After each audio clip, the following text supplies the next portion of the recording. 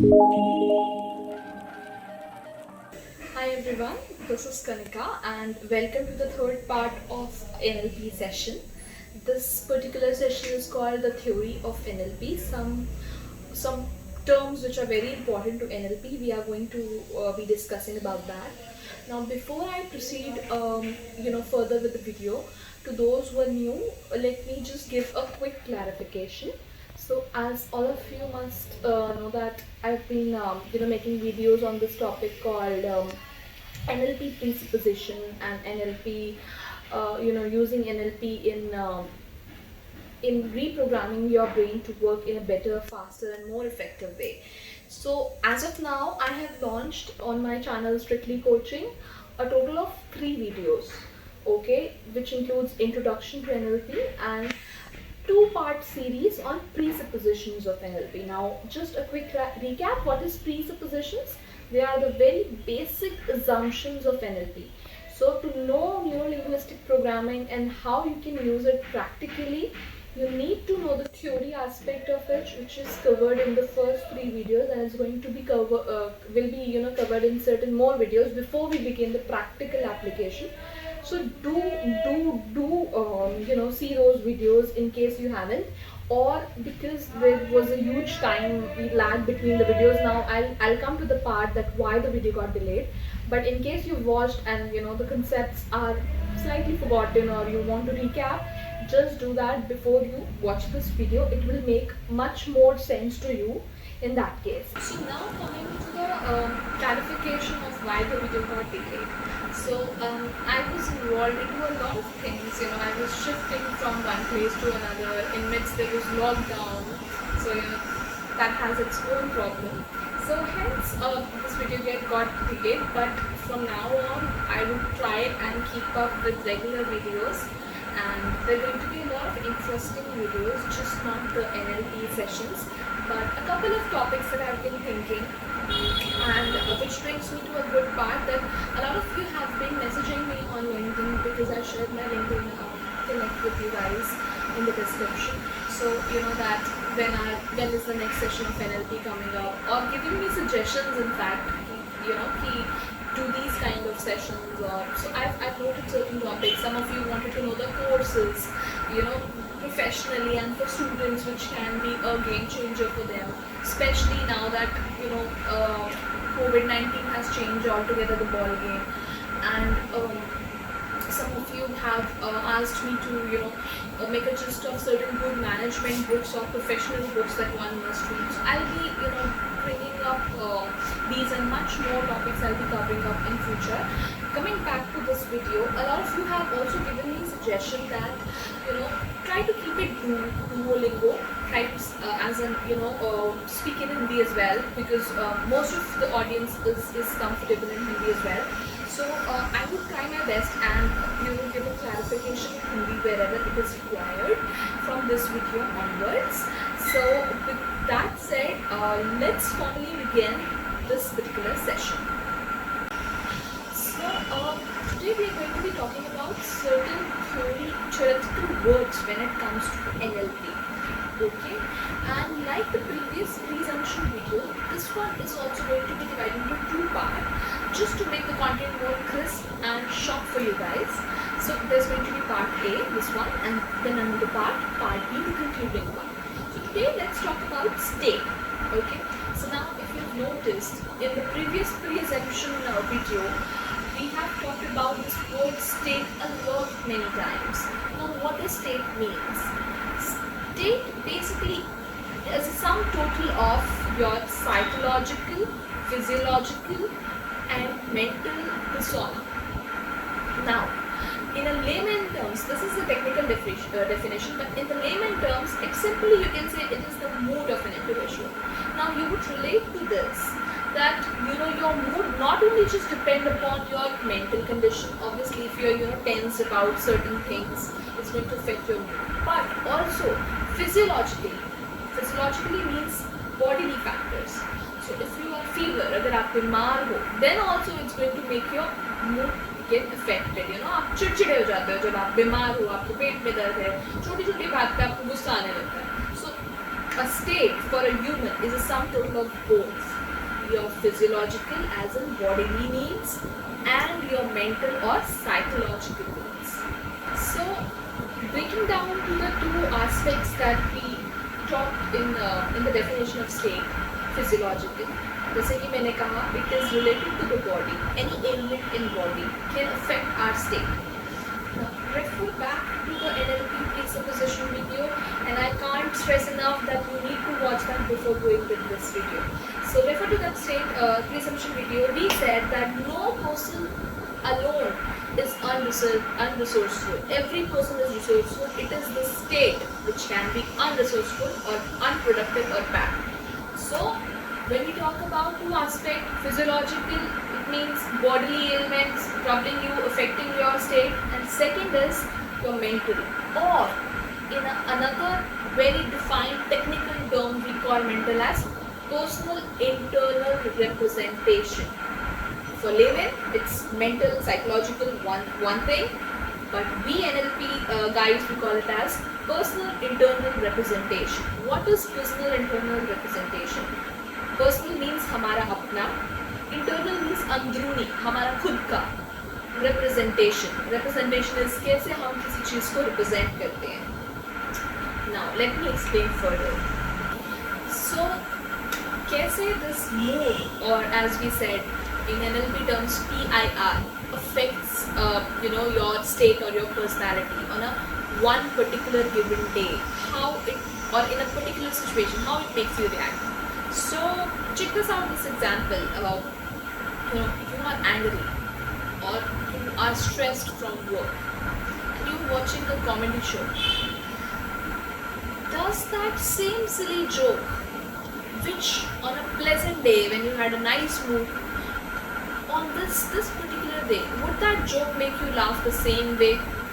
No, you would probably think, what a silly joke, what a waste of time.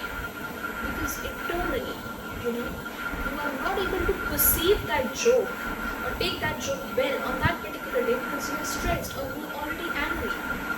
Okay, so unless it is something very exceptional, you might not laugh at it, which you had if your boss has had promoted you on that particular day. Maybe even the silliest of the things have given you joy on that day. So you see how our mental condition make us perceive things different at a different, in different situations, on different moments and everything. So another example, rather a question, let me ask you guys, do you think we always perceive things, situations, people 100% accurately? No, the answer is no. So let's talk about this case, which the entire nation is talking about. Not taking any sides, again, just giving a very neutral example using this particular case that has made headlines. This is Sushant Singh Rajput case. Now, different people are interpreting it differently. While most of us believe in the cause of him, there are certain people which are sympathizing with the other party. I'm not saying who is right, not saying who is wrong, absolutely not going there. I'm just trying to make a point that how, even in a case as clear as black and white, people can have different perception, different interpretation of the situation, people involved, or the things involved, okay, the circumstances involved. So that's why it is called personal, आपका खुद का, internal, आपके अंदर सोचा हुआ representation of the world outside. So I hope that makes PIR very easy and thinkable for you guys at what it actually means. So now with PIR's definition clear to you guys, let us understand that why does it works differently for each one of us. Why does it gives us different result, or why does it does not let any one of us conceive the 100% actuality of the situation or the scenario. So to understand that, we need to understand two things. First is our five senses.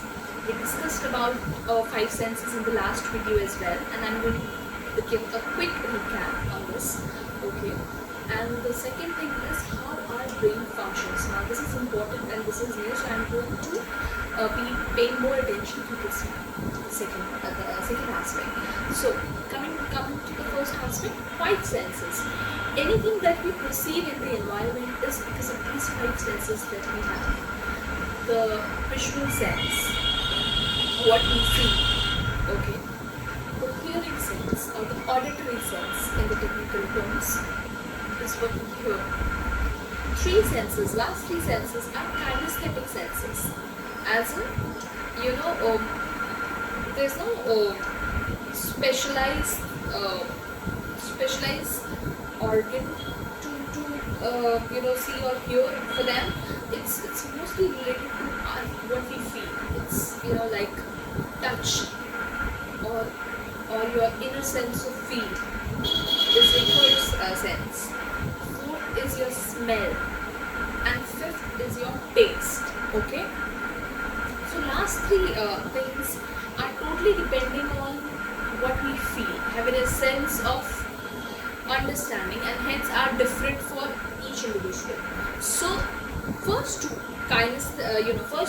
visual and auditory are still the same for many of us. For example, if there is an accident on road, you and I both can see that the person is lying blooded, okay, or we can both hear his cries for help or moaning sounds.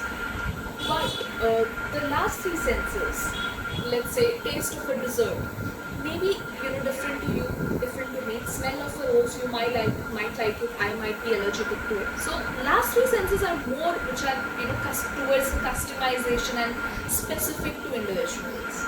Now moving on to the next aspect. So we perceive things in the environment because of these five senses, but then the major part is done by our brain.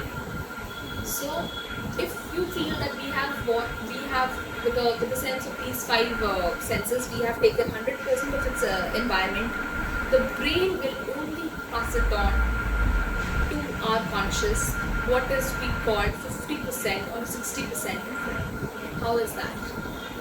So our brain is a very fantastic organ. We think that it is very smart and it's probably the smartest organ that we have, which is in a way true. But then why doesn't it give you 100% of what it perceives? Because the thing about the brain that you should know are basically three things that you should know. So the thing about brain is that it's it is no doubt a very smart organ of our body, the smartest, but it is also a very lazy organ. And its main purpose, an unsaid purpose that by its own conscious it does, is to make less and less load on our mind. Okay, because see, we see so many things, we have so many stress, so brain in its way try to do best to reduce that set. जैसे हिंदी में हम कहते हैं कि वो चाहता है हमारे दिमाग पे ज़्यादा लोड ना पड़े. ओके, so उसके लिए वो हर possible tactics करता है. So what happens is three things happens when you perceive anything. First thing is filterization. So whatever you have seen, brain will filter off or rather unfilter the useless things, the details which you need not mention. You talk to somebody in Uttar Pradesh at a coordinates of say 1.500 longitude, 2.3800 latitude at 3:30 p.m. about let's say investing in a new venture. Now out of this, brain knows that the previous figures is not really of your importance. What figure you really are interested in is the how much capital you want to invest in that venture. And this goes without saying. You need not think, okay brain, focus on this information and not this. It goes unsaid. You will not remember what time you had a conversation with that person in Uttar Pradesh, what was the longitude, latitude. You would just focus that, okay, I met so and so XYZ in Uttar Pradesh and we talked about investing 10 lakhs in artificial investment intelligence project. Okay, so filterization, not perceiving the environment 100%. यहीं पे 10-20% आपका cut हो जाता है. Second is distortion. Now remember, what is brain's aspect? It is a lazy organ, does not want to take load every time. and does not want to give you pass on load to you as well. So whenever there is a harsh conversation, let's say you and your boyfriend had a very nasty fight, okay? So what brain, and you try and think about this, what brain would do is automatically distort some of the details to save you from those nasty things, to save your inner self conscious from remembering those things which could be troublesome for you, your state, and yourself. So brain does that. So a lot of time it distorts a perception to save you from certain harsh realities. There's a very good book, let me just mention it right here. It's called Thinking Fast and Thinking Slow by David Kahneman. It is, you can see the audio book or read the book if you're a reader, or just see the videos based on those books. It represents these functions of brain fantastically. Okay. Due to the paucity of time, not be going much there. So coming on to the third part, which is the third aspect of brain, just generalization. Now this is a very funny thing because all of us, we do generalization, we make generalizations at some point in time, okay? And people call it stereotype, people call it racism also, that you generalize a particular community, a particular caste, or everything. But this is all the karmi of our brain, please understand this. So what happens is, let's take the previous example. You had a nasty fight with your boyfriend and you guys broke up. Now that fight was maybe because of money. You felt that your boyfriend, ex-boyfriend was very miser, was very stingy. Now you have, because of the distortion feature, you have forgotten the nasty details of the fight, but your brain will generalize.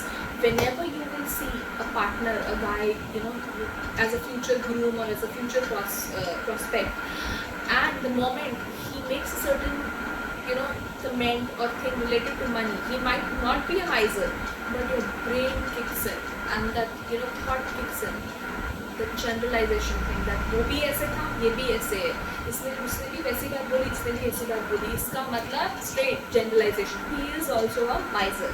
So you see what brain did, and this is what happens when people talk about racism. A certain community, let's say a certain migrant labor you saw in metro, he snatched a chain of yours. Now every time you will judge every migrant labor, no matter how good a person he or she is, with the same sense that all migrant laborers are chain snatchers. So you see why it happens now, to going into the logic of it, and this is what we want to control, these generalization, distortions and everything. We want to reprogram our brain and perceive the reality as much as in a way that it benefits us. So in this video, we talked about two most important theoretical terms when it comes to NLP and their logical functioning, what happens, how happens. So in next part, we are going to cover, which is going to be the part B of this theoretical terms in NLP. We are going to cover some more terms like what is unresourceful, what is resourceful in NLP and all that, and certain more terms. So for now, I am going to end this video here. Please do like, share and subscribe if you really like it.